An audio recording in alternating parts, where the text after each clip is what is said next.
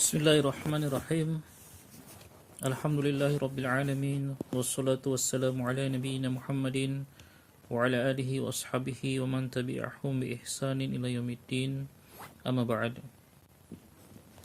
Kita lanjutkan murajaah kita terhadap kitab Al-Muyassar fi Ilmi Nahwi. Kita sampai pada halaman yang ke-13. Halaman yang ke-13. Perhatikan di situ ada tabel ya. Ada tabel. Nah, tabel ini dia memuat tanda-tanda dari isim mu'rab. Perhatikan judulnya Al-Asma'ul Mu'rabatu wa Alamatu I'rabiha. Al-Asma' isim-isim, Al-Mu'rabat yang mu'rab. Isim mu'rab itu sudah kita jelaskan kemarin, isim yang bisa berubah harokat akhirnya, isim yang bisa berubah keadaan ya, harokat akhirnya. Wa alamatu i'rabiha, dan alamat tanda-tanda i'rabnya. Nah, perhatikan di situ di tabelnya, di kolom yang pertama, di situ al-asma'u, jenis-jenis isimnya. Di situ memuat 9 poin, dan 9 poin ini semua sudah kita sebutkan, sudah kita jelaskan pada halaman-halaman sebelumnya. Makanya itu penting, kita harus memahami menghafal di luar kepala apa yang telah kita bahas kemarin. Jadi telah diperkenalkan oleh penulis 9 poin yang ada di tabel ini, di kolom yang pertama ini ya. Yang pertama al-ismul mufradu, isim mufrad. 2 al-mutsanna. 3 jam'ul mudzakkari salimu. 4 jam'ul muannatsi salimu. 5 jam'ut taksiri. 6 al-asma'ul khamsatu. 7 al-maqsuru. 8 al-manqusu. 9 al-ismul ladzi la yansharif. Jadi di sini saya tidak akan menjelaskan lagi apa itu isim mufrad, apa itu isim musanna, apa itu isim jamak mudzakkar salim, karena sudah ada di halaman sebelumnya. Ya, silakan dimurojaah lagi di kitabnya, atau silakan dilihat lagi di video-video yang sebelumnya. Ini kolom yang pertama, jadi jenis isimnya. Nah, setiap jenis isim ini punya 3 keadaan i'rab. Kemarin kan kita sudah singgung kan, i'rab pada isim itu ada 3. Bisa marfu atau rofa, bisa mansub atau nasob, bisa majrur atau jer. Ya, marfu kata lainnya rofa begitu. Mansub kata lainnya nasob, majrur kata lainnya jer, itu jadi itu. Nah, setiap isim yang ada nomor 1 sampai 9 ini itu punya 3 keadaan i'rab tersebut. Bisa rofa, bisa nasob, bisa majrur. Nah, dan setiap di keadaan rofa dan di setiap di satu keadaan dia beda tanda i'rabnya, beda harokatnya, beda modelnya, begitu. Beda-beda. Nah, kalau dia isim itu dalam keadaan rofa, apa tanda i'rabnya, apa tandanya, apa harokatnya. Kalau isim itu dalam keadaan mansub, nasob, ada lagi, lain lagi tandanya, harokatnya lain lagi. Kalau isim itu dalam keadaan majrur, ya lain lagi harokatnya, seperti itu. Nah, kita langsung, atau kita lihat dulu, yang pertama tabel sebelahnya, yang kedua itu marfu'un. Ya, marfu'un. Itu tabel yang kedua, marfu'un. Berarti ini maksudnya isim dalam keadaan rofa. Kalau isim itu dalam keadaan rofa. Tabel ini terbagi 2 juga, al-misal, contoh. Yang kemudian yang kedua al-alamah, al-alamatu. Tandanya apa? Ya, jadi dikasih contoh bagaimana isim itu dalam keadaan rofa, kemudian disebutkan alamatnya, tanda. Alamat itu maksudnya tanda rofanya, tanda harokatnya, ya harokatnya. Kemudian tabel yang ketiga mansubun, isim dalam keadaan nasab. Ada dua tabel lagi, al-misal contoh dan al-alamah tanda i'rabnya. Kemudian tabel yang ketiga majrurun, isim dalam keadaan majrur atau jar itu bagaimana? Itu ada di situ semua, ada dua juga, terbagi dua, al-misal contoh dan juga al-alamah dan juga tandanya. Nah, langsung saja kita lihat baris yang pertama. Lihat di bawah tabel yang pertama, baris yang pertama. Al-ismul mufradu, isim mufrad. Ini jenis isimnya. Sudah kita tahu apa itu isim mufrad, tidak perlu jelaskan lagi. Nah, sekarang lihat dia kalau dalam keadaan marfu bagaimana? Marfu'un, isim mufrad ketika marfu atau ketika rafa, dia bagaimana? Alamatnya dulu yang kita bahas ya. Alamat tandanya apa kalau dia dalam keadaan rafa? Harokatnya apa? Harokatnya dhammah. Itu dhammatun. Contohnya waladun. Jadi kita ke tandanya dulu, ke alamatnya dulu, baru kita ke misalnya, ke contoh. Itu lebih bagus.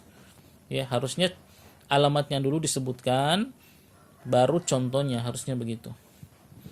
Nah, isim mufrad dalam keadaan marfu, tandanya adalah dengan dhammah. Harokatnya dhammah. Contohnya waladun. Nah, itu. Harokat akhirnya waladun, dhammah. Lanjut lagi. Bagaimana sekarang mansubun? Bagaimana kalau isim mufrad dalam keadaan mansub? Dalam keadaan nasab. Isim mufrad dalam keadaan nasab, alamatnya tandanya dengan fathah. Jadi kalau isim mufrad itu menempati kedudukan nasab, maka dia tandanya dengan fathatun. Contohnya waladan. Ya. Kemudian pindah lagi, majrurun. Bagaimana kalau isim mufrad dalam posisi majrur, dalam posisi jar di satu kalimat?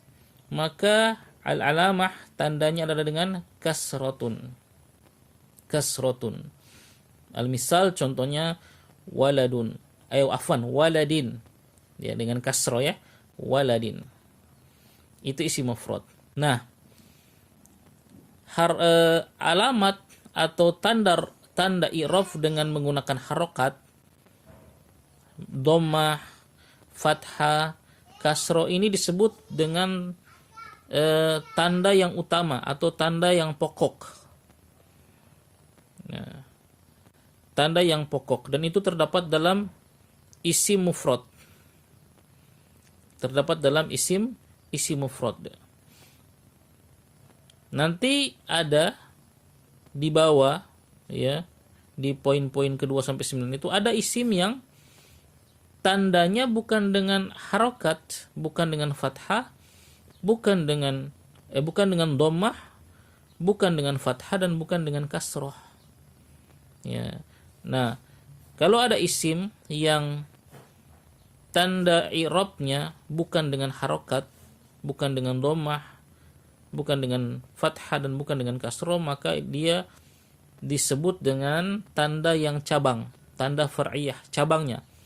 Kalau yang tanda dengan harokat itu tanda yang pokok, yang usulnya, yang aslinya, tanda asli. Adapun yang selain dengan huruf, maka itu disebut dengan tanda cabang. Ini sedikit faedah saja. Tapi intinya di sini kita hafalkan saja ya. Dan memang yang namanya belajar nahwu, shorof, itu isinya kita menghafal. Memang harus dihafal dan dipahami. Karena tujuan kita kan untuk bisa ya minimal membaca kitab yang berbahasa Arab yang tanpa harokat. Maka kita harus menghafal kaidah-kaidah ini. Kaidah-kaidah ini harus kita hafal semua. Dan insya Allah hafalan itu kalau kita latih, itu insya Allah bisa akan terasah, ya, akan terbiasa, akan mudah. Baik, kita lanjut. Sekarang yang kedua al-mutsanna. Isim jenis yang kedua jenisnya al-mutsanna. Tidak perlu lagi saya jelaskan apa itu isim mutsanna ya.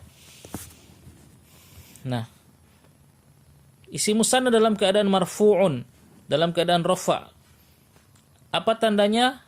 lihat al-alamah tuh di bawahnya tandanya al-alif, al-alifu, tandanya dengan alif. Nah, dia tandanya dengan huruf, bukan dengan harokat.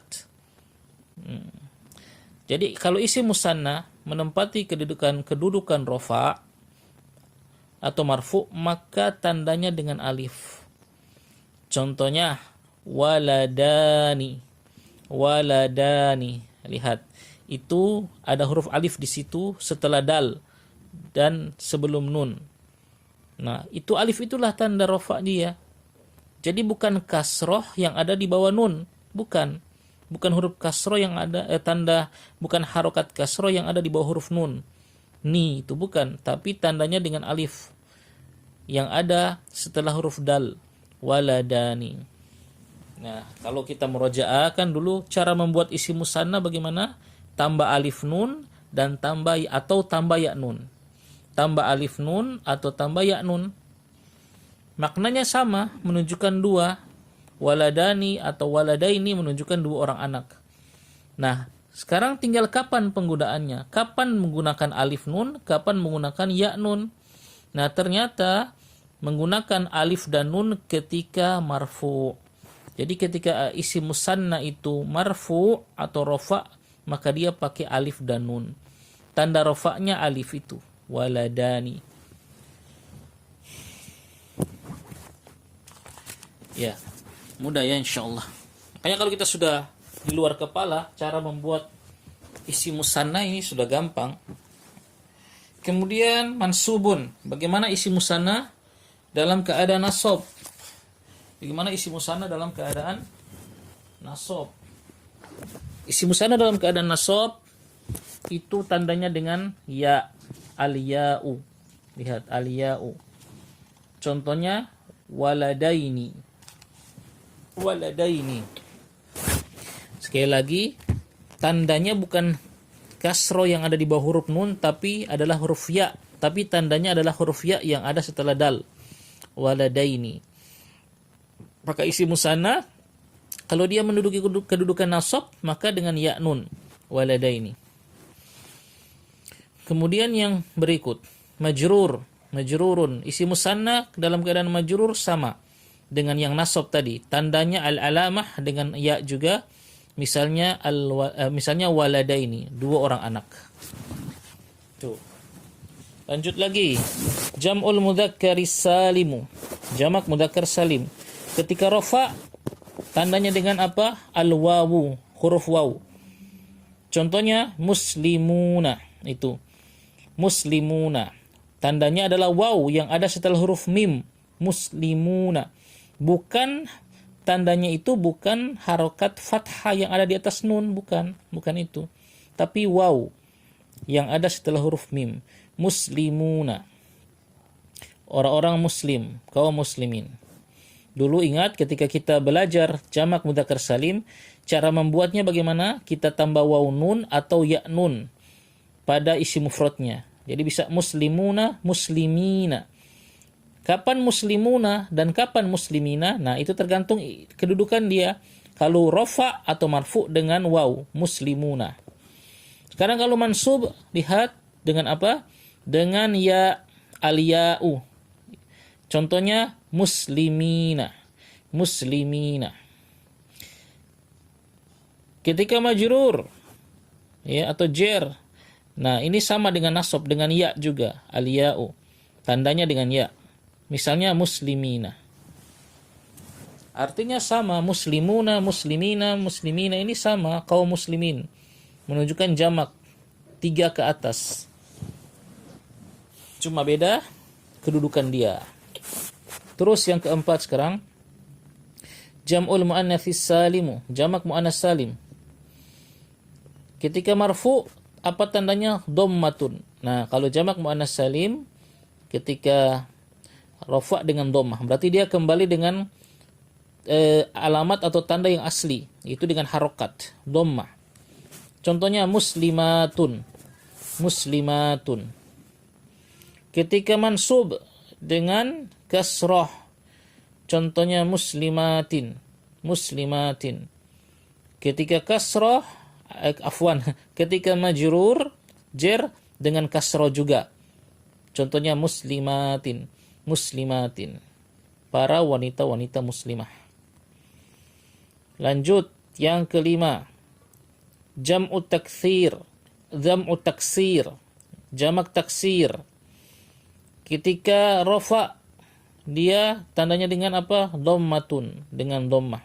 Contohnya auladun, anak-anak. Ketika mansub dengan fathah, contohnya auladan. Ketika majrur, ya, dengan kasrah, auladin contohnya. Nah, jamak taksir ini tanda-tandanya persis dengan isim mufrad di atas. Coba lihat. Ketika rafa dengan dhammah, ketika nasab dengan fathah, dan ketika majrur dengan kasrah, persis. Ya, antara isim mufrad dan jamak taksir. Kemudian yang keenam, al-asmaul khamsatu.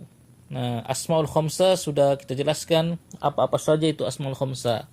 Silakan rujuk atau kembali lihat di halaman sebelumnya atau di video sebelumnya. Asmaul khamsah ketika rafa dengan apa? Dengan waw, al-wawu. Al-wawu, alamat tanda rafa'nya dengan al-wawu. Contohnya abuka. Lihat ada waw setelah ba. Abuka. Bapakmu. Bapak kamu. Abu itu artinya bapak, ka itu artinya kamu. Ya, kata ka ini, kamu ini bisa kita ganti dengan apa saja. Ka itu kan cuma contoh. Abuka, bapakmu. Bisa kita ganti dengan misalnya Abu Muhammadin, bapaknya Muhammad. Abu Aliyin, bapaknya Ali, ya. Dan seterusnya. Kemudian ketika nasab, ya, al-asmaul khamsah ketika nasab maka tanda nasabnya dengan al-alifu, dengan alif. Contohnya abaka. Ya, itu waw tadi sudah berubah jadi alif karena dia berubah posisi dari marfu menjadi mansub. Jadilah dengan alif, abaka. Artinya sama, masih sama, bapakmu. Ketika majrur dengan ya, majrur tandanya dengan ya. Contohnya abika. Terus yang ke-7 sekarang. Al-maqsuru, isi maksur. Ya. Silakan dilihat definisi isi maksur pada halaman sebelumnya atau pada video sebelumnya. Isi maksur ketika marfu, ketika rafa, tandanya dengan apa?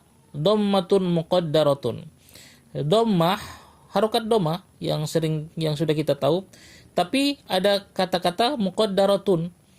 Muqaddaratun ini artinya yang disembunyikan, begitulah istilah arti yang lebih mudah kita pahami begitu. Dhamma yang ditakdirkan, itu kan aslinya. Dhamma yang diperkira-kirakan.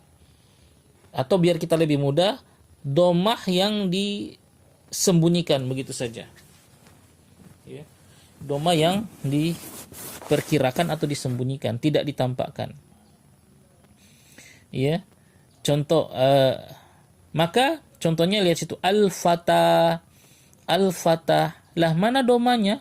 Di situ nggak ada doma. Ya iya, karena memang domahnya disembunyikan. Nah, ya. Seharusnya kan di atas alif itu ada doma, al-fata'u. Begitu kan? Al-fata'u. Itu kan akhir huruf bengkong. Tapi domanya itu tidak ditampakkan, tidak diucapkan. Ya, hanya diperkira-kirakan saja. Kenapa kok nggak ditampakkan? Kenapa nggak kita sebutkan saja al-fata'u?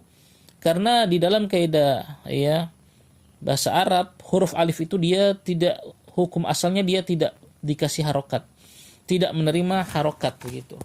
Huruf alif pada dasarnya tidak menerima harokat, makanya disembunyikan saja ya. Al-fatah. Kemudian ketika mansub, ketika nasab, isi maksur bagaimana tandanya? Lihat situ, fathatun muqaddaratun. Dengan fathah yang kita tahu harokat fathah itu bagaimana, tapi ada kata-kata muqaddaratun, ada kata-kata muqaddaratun yang sama tadi, yang ditakdirkan, yang diperkirakan, yang tidak ditampakkan. Contohnya mana? Al-fatah. Nah, sama juga kan, modelnya sama kelihatan. Di situ ada al-fata'a begitu, al-fata'a. Ya, di atas alif tapi disembunyikan, makanya tidak dibaca lagi, jadilah al-fatah. Kemudian ketika majrur dengan alamatnya apa? Kasrotun muqaddaratun, kasro yang diperkirakan atau tidak ditampakkan. Contohnya al-fata, ya, tidak dibaca al-fatai, ya, al-fatai, tapi ya al-fata. Modelnya sama kan, antara marfu, mansub dan majrur sama-sama al-fata. Ya, tinggal nanti kita lihat di konteks kalimat, dia nanti di dalam satu kalimat sempurna dia kedudukannya sebagai apa. Kemudian yang kedelapan, al-manqus. Isim al-manqus. Ya, apa itu isim manqus? Silakan cek di video sebelumnya. Ketika rafa, ketika marfu dengan apa? Sama ya dengan dhammatun muqaddaratun, sama dengan isim maksur yang di atas tadi. Contohnya al-qadi, al-qadi. Jadi tidak lagi dibaca al-qadi'u. Ya, di dhamma tidak, tapi al-qadi, dhammanya dihapuskan, tidak disebutkan. Ketika mansub sekarang, ketika nasab, tanda nasabnya isi manqus dengan fathah. Nah, ini fathah saja, tidak ada embel-embel kata muqaddaratun. Berarti fathahnya dibaca. Lihat contohnya di situ, al-qadiyah, al-qadiyah. Harusnya di situ ya, di contoh itu dikasih fathah harusnya. Ya. Ketika mansub dengan fathah.